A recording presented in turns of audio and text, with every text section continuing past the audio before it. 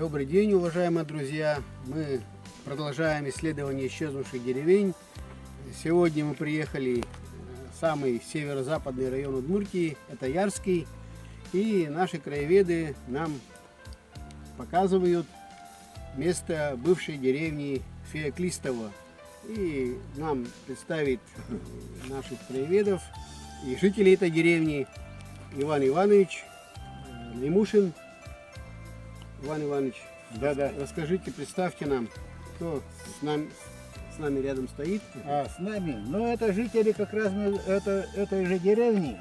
Вот эта деревня, между прочим, из 5 фамилий.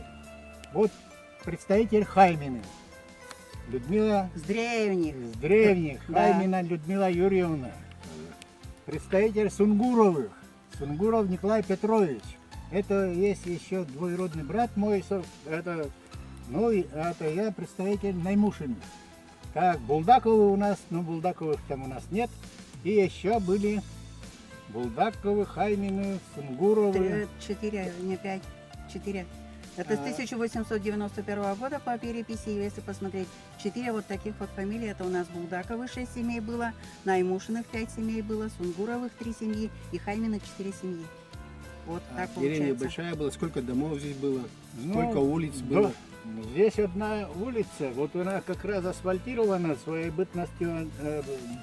Тут председателем колхоза был Синакин Владимир Семенович. Вот он в свое время, между прочим, вот даже мелкие деревни, эту деревню как раз, между прочим, заасфальтирован. Вот на асфальт она уже не похожа, но тем не менее, собственно говоря, эта деревня небольшая была. Ну, до 30 дворов доходило сюда, до 30 дворов. А так, собственно говоря, я считаю, что это одна, единственная улица. Ну, здесь животноводство, кстати, но в основном свиноводством это хозяйство занималось. Ну, и Молодняк держали. И молодняк, это крупная разрада скота. Здесь склад был. Здесь как раз, между прочим, культурное заведение, это клуб был, в этом месте как раз это центр назывался. Здесь мы и в клуб ходили, и играли, и лапту играли, собственно говоря. Конюшня была, да?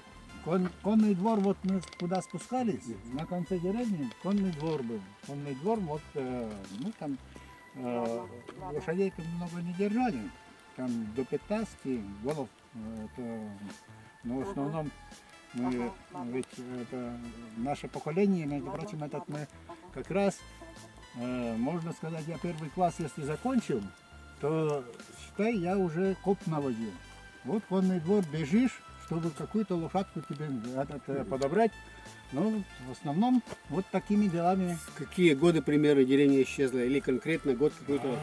В 2008 году все уже как бы... В 2008 последние уехали. Последние Да, вот да, эти 4 2008. семьи здесь были, потому что дорог не стало.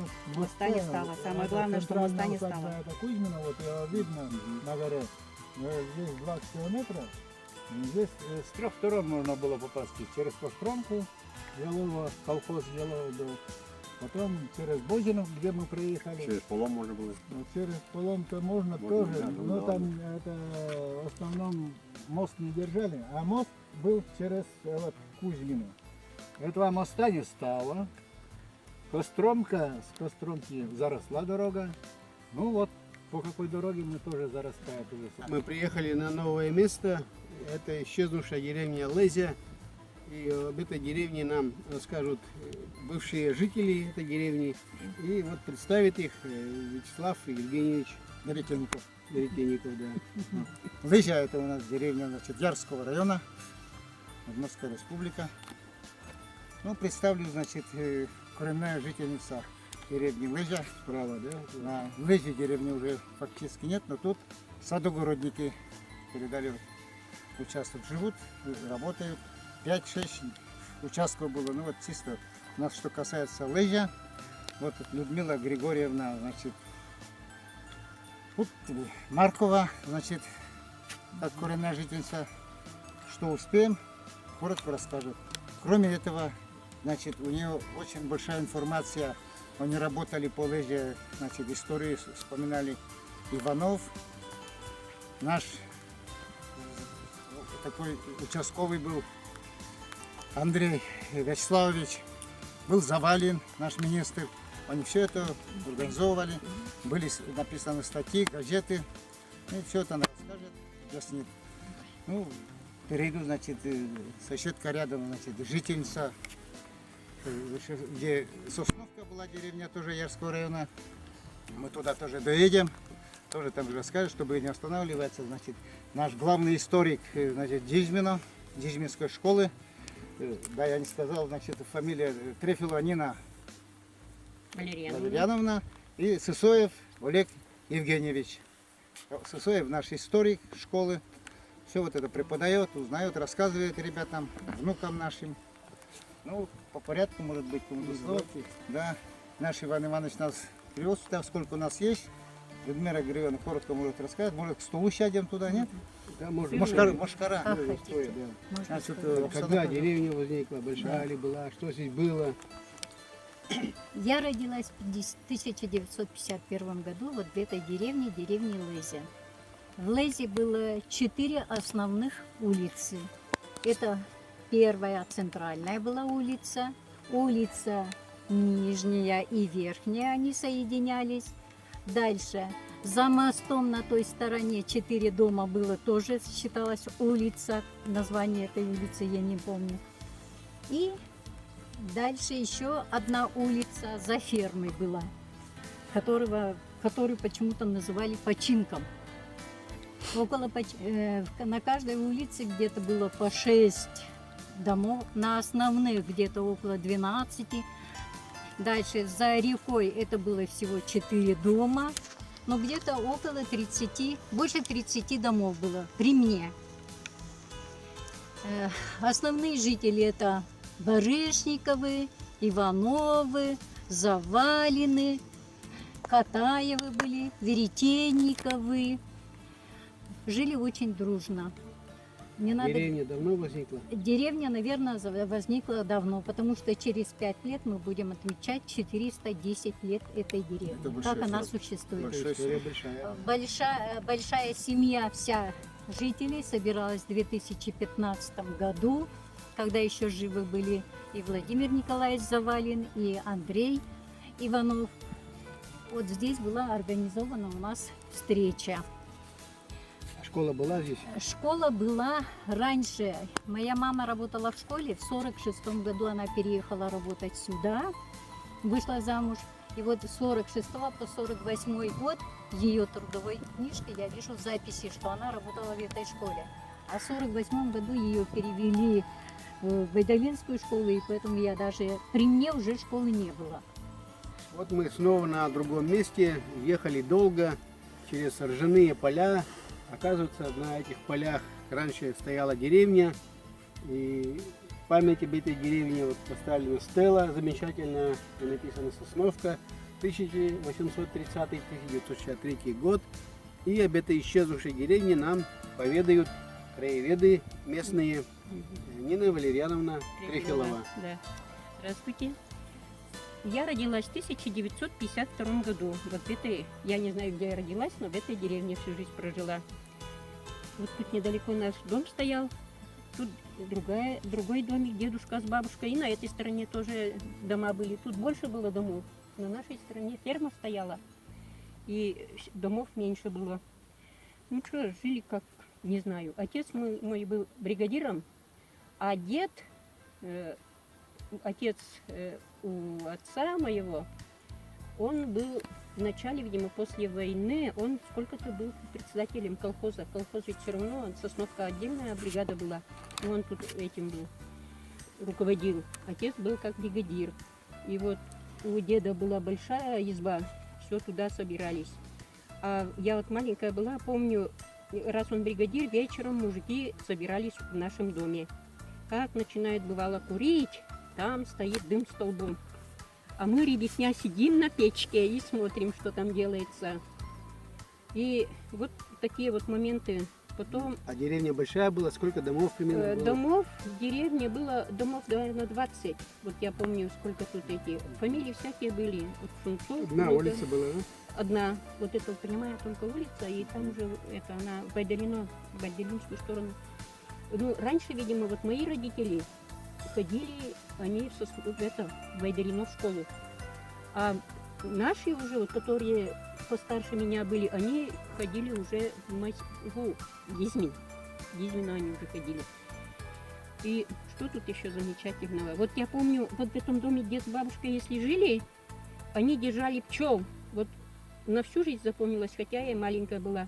Вот они начинают мед качать и говорят: ну-ка, ребятня, несите ложки, кружки, хлебушек.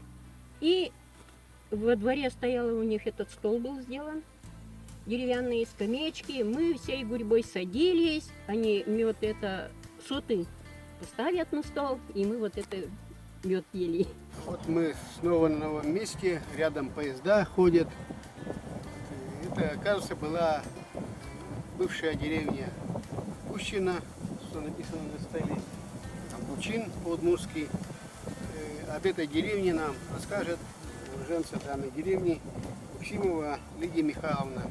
Лидия Михайловна, что об этой деревне интересно можете рассказать? Я тут только детство прошло, до 5 класса, думаю.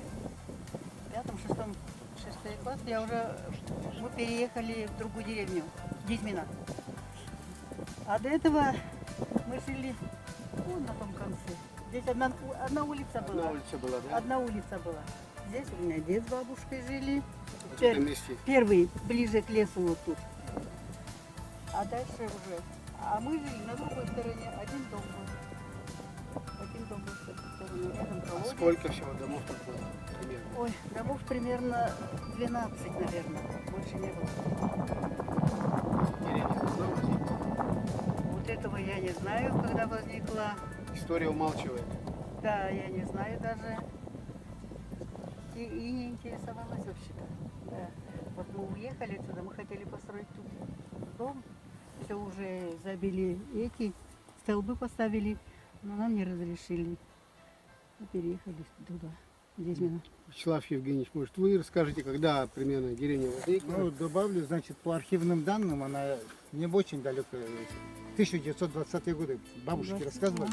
Эти годы первые дома построили, а последние, кто уехал отсюда, вот, это были годы 1965 где-то тоже. Вот. Это последние уехали. Да. А мы самые первые, нам не дали строиться Потому что уже. тот период, когда вот деревни еще сокращались, и, так сказать, политика, укрепление деревень, вот Да, и перспективно для да, деревень. ну вот, и которые вот мужики ставили вот эту стеллу, которые рассказывали вот эти, значит, кирпичный завод у них тут был около леса, места бущинские очень, значит, как привлекательные для молодежи, и наше современное время.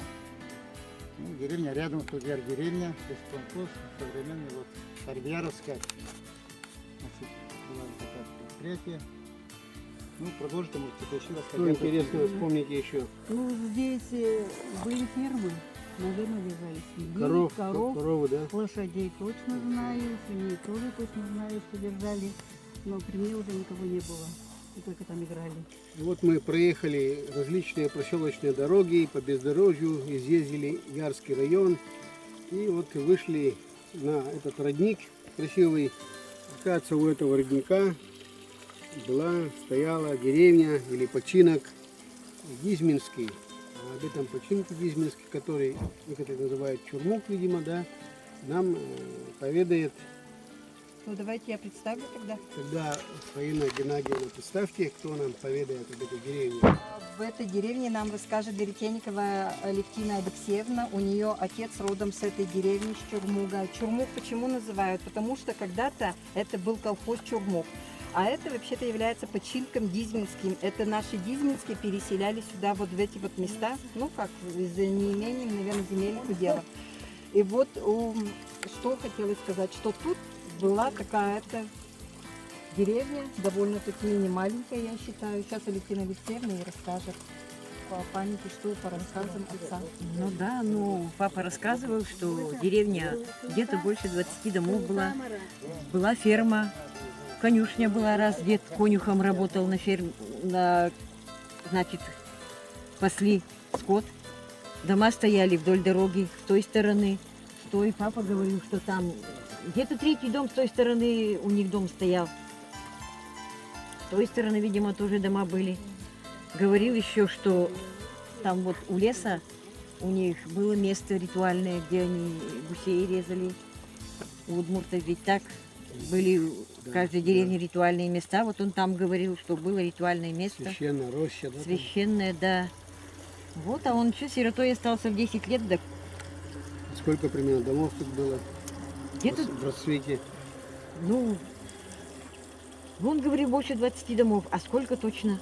Что там 10-летний мальчик сиротой остался, потом он ходил уже по деревням. А в какие примерно годы деревня исчезла? 60-е. 60-е годы, да? 60-е где-то последние отсюда выехали в Дизмино. Целая улица там, Дизмино была, в деревне Дизмино, целая улица, они туда переселялись. Полынга, да ведь? Да, улица Полынга, нынешняя Полынга. улица Мира. Улица Мира. Там у них все Сунцовы. Тут больше жили Сунцовы. Вот у меня дед Сунцов Петр Григорьевич, папа Сунцов Алексей Петрович, А деревня удмуртская или русская была? Удмуртская. Удмуртская. Удмуртская.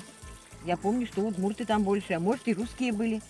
Потому что там и Веретенниковы были, а Веретенниковы Это удмурты. тоже Это удмурты. Веретенниковы выходцы именно с Дизмина. А примерно не знаете из исторических сведений из архивов, когда примерно она возникла? Какие? Ой, нет, не знаю. Вот Трудно сказать, может да? Вячеслав Евгеньевич знает. Слав Евгеньевич, когда деревня примерно возникла? Починок Ну, это? по архивным данным, мы где в архиве искали, да, где-то 1873 годы фигурирует. Уже есть, да? Да, может и раньше. Вот по сравнению с Сосновкой ездили там вот эти годы примерно. Вот у нас Гущина, она недавно в деревню проехали, да, и вот не только деревню проехали. Вот это вот где-то 1870-е, уточнять надо в архивах. Ну что, старики ушли, бабушки ушли, Да, раньше не надо молодежь было. мало интересуется.